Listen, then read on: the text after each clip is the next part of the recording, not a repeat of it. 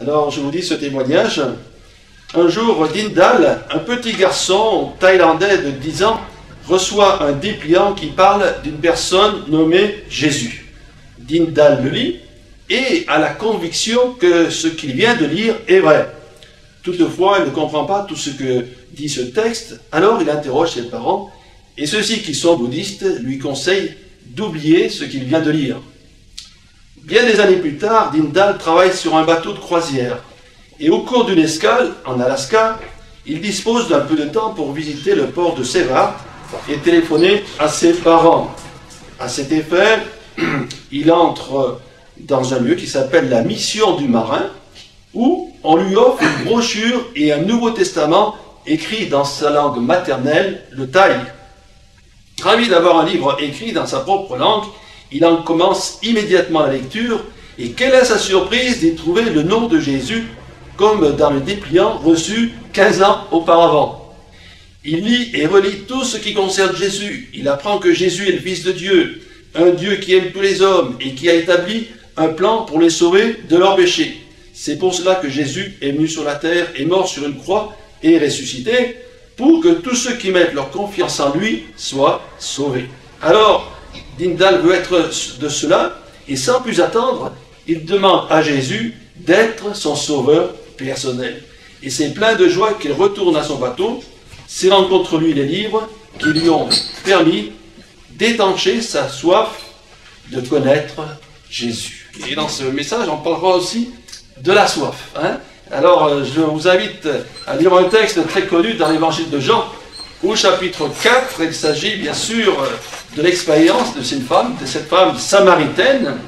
Et là, d'abord, on va situer un peu les lieux, ils ont leur importance. Il y a ce dicton qui dit que si les pierres pouvaient parler, elles diraient ce qui s'est passé. Donc, il concerne le puits de Jacob et cette ville de Sichar. C'est toute une histoire, cette ville de Sichar. Cette ville de Sichar, eh bien, elle a connu des grandes choses. C'est Joseph, oui, qui a été enseveli lorsqu'il est décédé, qu'on l'a transporté d'Égypte, là, vers Sichar. C'est Jacob qui a bâti un hôtel à Dieu. Et puis cette ville, eh bien, elle a changé de nom et elle s'appelle peut-être encore Naplouse. Et puis on va parler aussi de la Samarie. Voilà, la Samarie, cette région. Et aussi donc le fait que vers Sichar, il y avait aussi 2 montagnes. Elle était donc dans la vallée, cette ville, et il y avait la montagne de Garizim et la montagne du mont Ebal.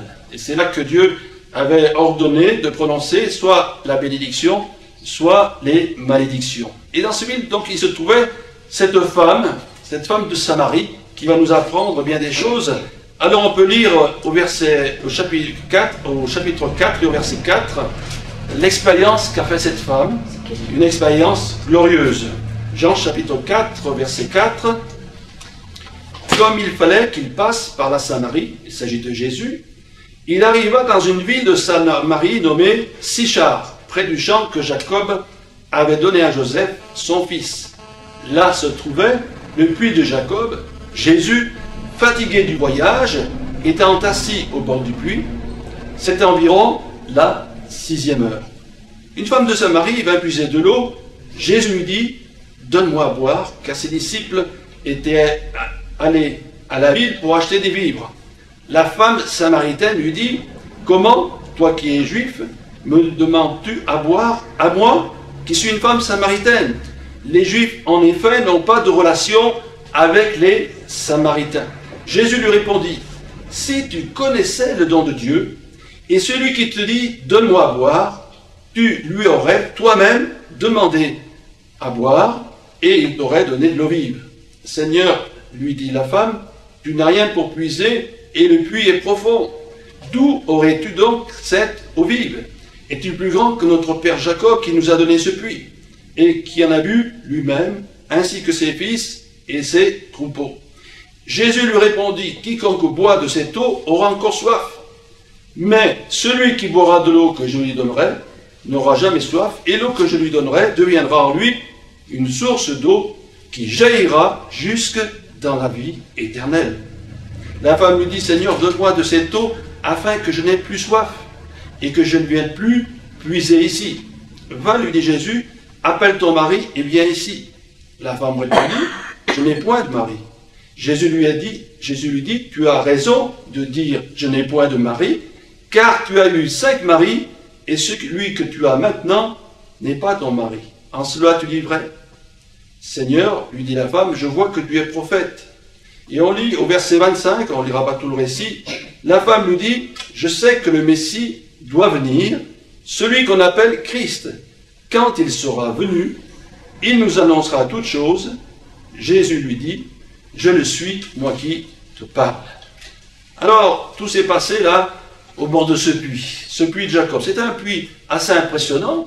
Il avait à peu près 3 mètres de diamètre et 30 mètres de profondeur, et il avait été creusé dans le roc. Alors, ils avaient dû prendre du temps pour faire ce puits. Et là, Jésus, donc, il a fait un détour volontaire, car il savait, lui, qu'il rencontrerait cette femme qui avait de grands besoins. Alors, c'était à peu près vers, allez dire, 6e heure, disons, vers les midi. Et là, donc, Jésus s'assoit sur la margelle du puits, et cette femme arrive pour puiser de l'eau. Et Jésus va lui dire ces quelques mots, « Donne-moi à boire ». Et cette femme est étonnée parce que Jésus était juif, elle était samaritaine. Or, il y avait un grand conflit, on pourrait dire même la haine entre les juifs et les samaritains. Et Jésus s'adresse avec beaucoup de tact et de délicatesse. Et cette femme, donc, elle est un peu étonnée, et surtout dans ce que Jésus va nous dire. D'abord, premier, il lui dit, « Si tu connaissais le don de Dieu, et qui est celui qui parle, donne-moi à boire, tu lui aurais toi-même donné à boire, et il t'aurait donné de l'eau vive. Si tu connaissais le don de Dieu. » Alors Jésus, déjà, il avance déjà une parole déjà forte, le don de Dieu. Et puis la conversation continue, et Jésus va encore lui dire quelque chose encore un peu plus élevé. Quiconque boit de cette eau aura encore soif, mais celui qui boira de l'eau que je lui donnerai n'aura plus jamais soif, et l'eau que je lui donnerai deviendra en lui une source d'eau qui jaillira jusqu'à la vie éternelle. Alors là, il y a l'expression vie éternelle. Alors petit à petit, cette femme commence à réaliser qu'elle a en face d'elle un homme un peu différent des autres. Alors elle a dû se dire, c'est un prophète, c'est pas un prophète. Voilà. Et la conversation continue. Et Jésus lui dit, bon, rappelle ton mari. Et là, il lui dit, je n'ai pas de mari. Et c'est là que Jésus va révéler ce qu'il y a dans son cœur. Car tu as eu 5 maris, et celui que tu as maintenant n'est pas ton mari. En cela, tu dis vrai. Et c'est là qu'elle reconnaît et qu'elle dit, Seigneur, lui dit la femme, je vois que tu es prophète. Alors petit à petit, il s'éveille dans ses pensées, là, beaucoup de choses. Et surtout, ce qui a touché cette femme, c'est que Jésus a dévoilé son cœur. Mais il a dévoilé d'une façon de ne pas la choquer, de ne pas, il aurait pu dire, oui, tu as eu 5 maris, et tu as vu la vue que tu as eue, c'est pas bien ce que tu fais. Non, simplement, lui révéler ce qu'il y a dans son cœur. Alors ça a éveillé quelque chose en elle, et c'est pour ça qu'à la fin, elle va dire, la femme dit, je sais que le Messie doit venir, et qui s'appelle le Christ. Voilà, tout cela a réveillé des choses spirituelles, des pensées, et même elle savait que Christ allait venir. C'était une femme, bien qu'elle soit samaritaine, il faut reconnaître que la religion samaritaine était assez bizarre. D'un côté, ils connaissaient l'Éternel, et de l'autre, ils allaient sur les monts pour pratiquer des cultes qui sont complètement opposés à la parole de Dieu. Pour dire qu'elle avait un cœur au niveau spirituel qui a été partagé. Mais dans tout cela, elle avait retenu ceci, qui devait venir le Messie. Et ça nous fait penser à toutes ces personnes qui entendent un tas de choses, qui ont des traditions, et c'est peut-être le cas parmi nous, qui a des traditions, qui ont des choses qu'on leur a apprises, qui ne correspondent pas du tout à la Bible, mais qui se souviennent qu'il y a le Christ. Et ça, elle a bien saisi la chose, et Jésus lui dit, c'est moi, Jésus lui dit, je le suis, moi qui te parle, je le suis. Cette femme, donc, elle a découvert ainsi le Christ. Et là, bien sûr qu'elle en avait bien besoin, cette femme. On peut imaginer dans quelle souffrance elle vivait. Elle était dans cette ville, elle venait chercher de l'eau à midi pour que personne ne la voie. Lorsque quelqu'un la rencontrait, elle devait l'éviter. Elle avait une très mauvaise renommée, donc il y avait la souffrance. Il y avait aussi la déception. Elle avait connu un mari, ça n'avait pas marché, un deuxième, un troisième, un quatrième, un cinquième. Et il y avait une profonde tristesse dans son cœur. Lorsqu'on désire réellement être aimé et qu'il n'y a pas cet amour, il est certain qu'il y a une frustration. On peut dire qu'elle avait beaucoup de malheurs, hein. Elle avait le cœur brisé, elle avait vécu toutes sortes d'échecs, et dans une situation vraiment, on peut dire, catastrophique. Hein. Et on pourrait se demander, mais pourquoi Jésus a fait tous des tours pour une femme qui a une vie comme cela? Eh bien, déjà la Bible dit que les prostituées et les gens de mauvaise vie nous devanceront dans le ciel. Et il y a beaucoup de personnes qui vivent des choses terribles, qui sont tombées dans le péché, et puis qui saisissent la grâce de Dieu. Et qui saisissent même rapidement, c'est ce qu'on voit pour cette femme. Elle a cru, elle a vraiment saisi la grâce de Dieu. Et là, il était question de soif, hein, puisqu'ils étaient au bord d'un puits, ils parlaient de l'eau, quelqu'un qui a soif, qu'il vienne à moi et qu'il boive. Et cette femme, elle en avait peu dire, elle avait bu, elle avait goûté aux choses de ce monde, et elle n'était pas satisfaite. Hein. Et c'est vrai que le monde ne nous apportera jamais ce que notre cœur a réellement besoin. Elle avait besoin d'un amour pur, d'un amour vrai, et elle ne l'avait pas reçu. Et combien de personnes sont dans cette situation, ou dans une situation d'échec? Heureusement, Jésus est passé par là. Et la preuve qu'elle a vraiment reçu le Seigneur, c'est ce qu'elle nous dit plus tard, c'est qu'elle va aller dans la ville et dire ceci: venez voir un homme qui m'a dit tout ce que j'ai fait, ne serait-ce pas le Christ? Voilà, ça l'a vraiment touché, le fait que Jésus la connaisse, mais elle a parlé autour d'elle, et il nous est dit que, par ce témoignage, plusieurs Samaritains de cette ville crurent en Jésus à cause de cette déclaration formelle de la femme: il m'a dit tout ce que j'ai fait. Et le fait que nous puissions réaliser que Jésus connaît toutes nos vies, qu'il connaît les moindres détails de notre existence, et qu'il sait même la vie que nous avons pu avoir dans le péché, ne devrait pas nous accuser, mais au contraire nous donner de l'espérance. Parce que si Jésus connaît notre vie, c'est qu'il a le moyen de la changer. Voilà. L'adversaire, il va essayer de nous accuser, il va nous dire: tu as loupé ta vie, tu ne réussiras pas. Mais Jésus, il connaît notre vie pour la transformer. Alléluia. Et cette femme, de la manière dont elle a parlé aux Samaritains, c'est qu'elle a vécu quelque chose de grand. Parce que pour qu'ils se convertissent, déjà, ils se sont convertis à cause de la déclaration de cette femme. Mais après, il y en a d'autres qui sont venus voir Jésus et qui l'ont gardé 3 jours pour qu'il parle. Il parle du salut, de la vie éternelle. Donc, ça veut dire que cette femme, comme elle était auparavant, je m'imagine, peut-être la tête baissée, les traits tirés, le regard hagard, vraiment, on pourrait dire, quand on la voyait, c'est une pauvre femme. Après la rencontre de Jésus, voilà qu'elle est souriante, voilà qu'elle est détendue, voilà qu'elle a accepté le Christ dans sa vie. Et ça n'a pas mis longtemps, hein. Ça a été pratiquement instantané. Et certains pensent que pour vivre une expérience spirituelle, il faut connaître beaucoup de choses. Oh, pour certains, c'est peut-être nécessaire, mais ce n'est pas indispensable. Pourquoi? Parce qu'elle a cru en Jésus, le Messie, et elle a accepté le Christ dans sa vie.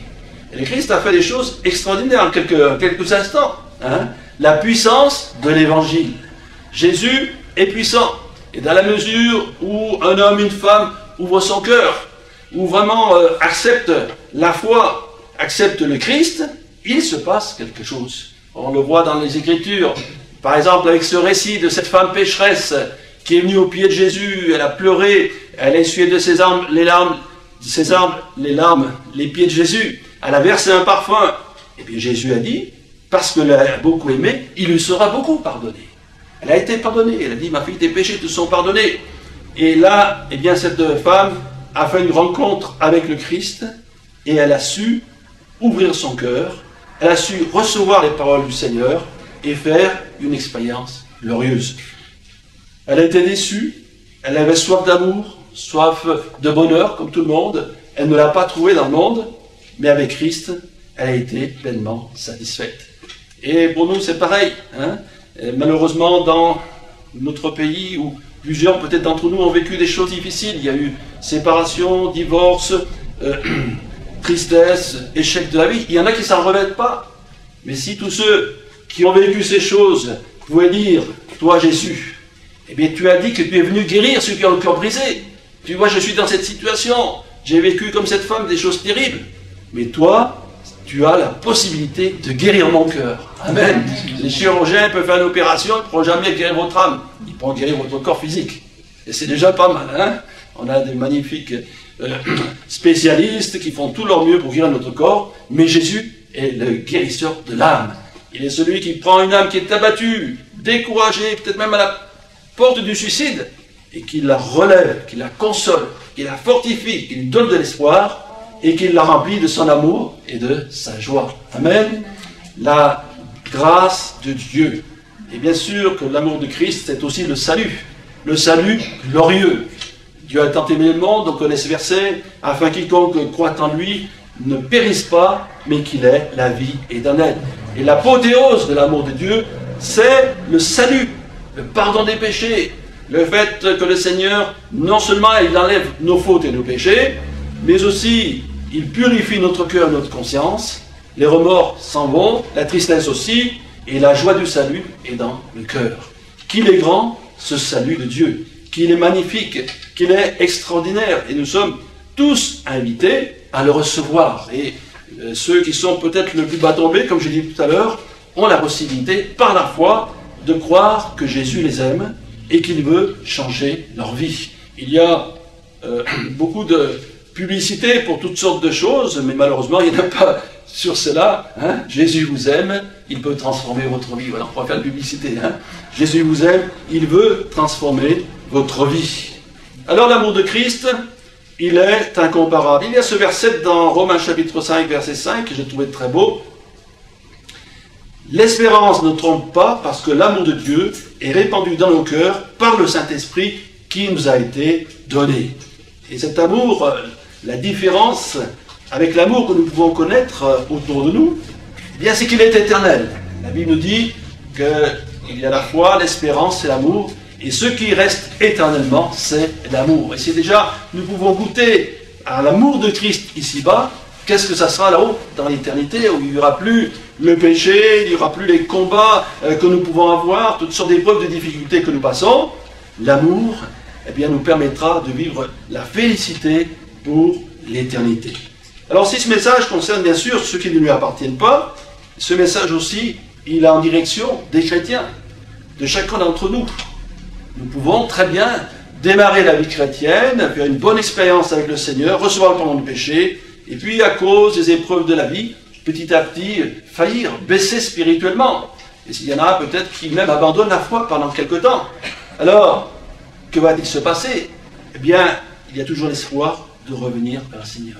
La Bible nous dit que l'amour est patient, et Dieu est patient. Hein? Et nous en connaissons des amis, des frères et sœurs qui sont revenus. Ils étaient partis dans le monde, ils étaient égarés, et la grâce les a ramenés. Et si quelqu'un était dans cette situation, eh bien, il peut croire à l'amour de Christ. Croire que Dieu est capable de lui redonner ce qu'il a connu avant, lui redonner la joie du salut, et lui permettre ainsi d'aller chaque jour davantage, chaque jour revenir et se fortifier, expérimenter chaque jour davantage cette paix profonde, cette joie et cette espérance que le Seigneur accorde. Oui, pour dire comme cette femme qui avait soif, elle buvait là, ce puits de Jacob, mais elle n'était pas vraiment désaltérée dans son âme. Et puis Jésus a été sur son chemin, sur sa route, nous aussi. Nous pouvons boire de cette source de l'eau vive, qui est le Saint-Esprit, nous abreuver là et être renouvelés dans notre foi, dans notre cœur, dans nos sentiments qui sont pour le Seigneur, et goûter chaque jour davantage à son amour et à sa paix, et ainsi nous pourrons être heureux avec le Seigneur, quoi qu'il arrive autour de nous, même si les choses sont difficiles aujourd'hui, eh bien l'amour de Christ va nous garder dans la foi et dans l'espérance.